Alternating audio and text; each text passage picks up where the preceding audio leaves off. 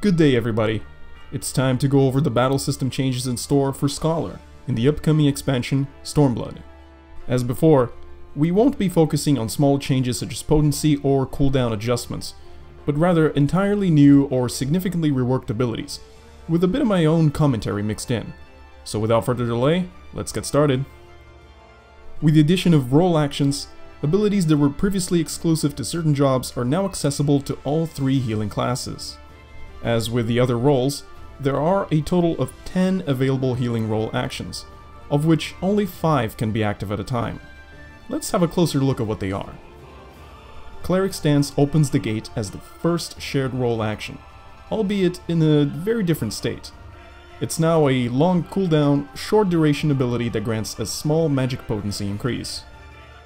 Break is the new shared single target ability that applies the heavy effect, an excellent ranged crowd control tool that Scholar currently lacks. Protect has also become a shared role action, no longer being bound to Conjurer.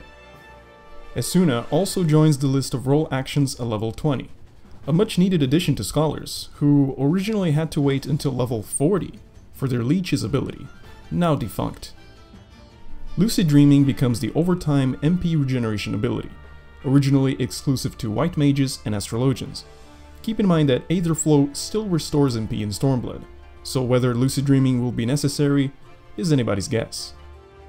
Swiftcast is no longer bound to Thaumaturge, and has become a shared role action for not only healers, but casters as well.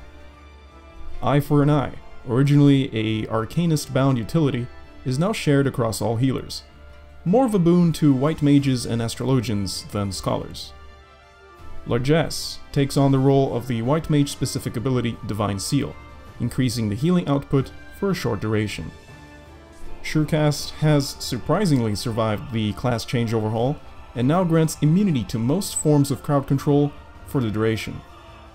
And lastly, we have Rescue. With trolling potential aside, this ability pulls one party member to your location. A reverse death grip if you will, or should we call it life grip. And now let's move on to Scholar-specific changes. For starters, just like all the other jobs, Scholars will gain a new Fairy Gauge in Stormblood, which is fueled by using abilities that consume Aetherflow, such as Energy Drain or Lustrate.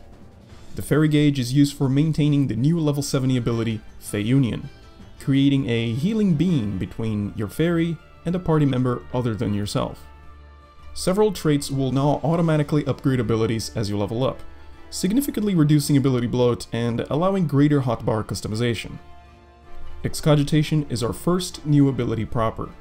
At the cost of 1 Aetherflow stack, a buff is placed on another party member that triggers when they drop below 50% health, healing them for a significant amount.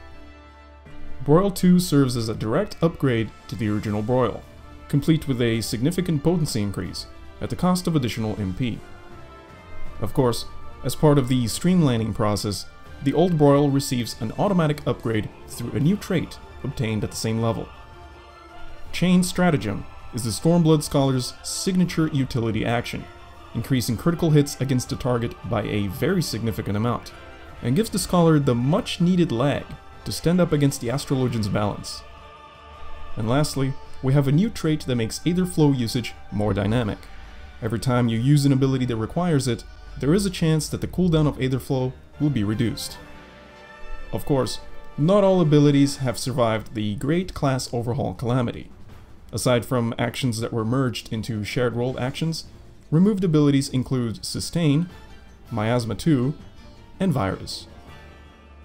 So, on a scale of 1 to Scholar, how hyped are you? As one of my favorite healing jobs, I cannot wait to get my hands on the new Scholar and try out the new changes for myself. But let me know how you feel about the changes. And finally, what class would you like to see covered next? Let me know in the comments, and I hope to see you next time.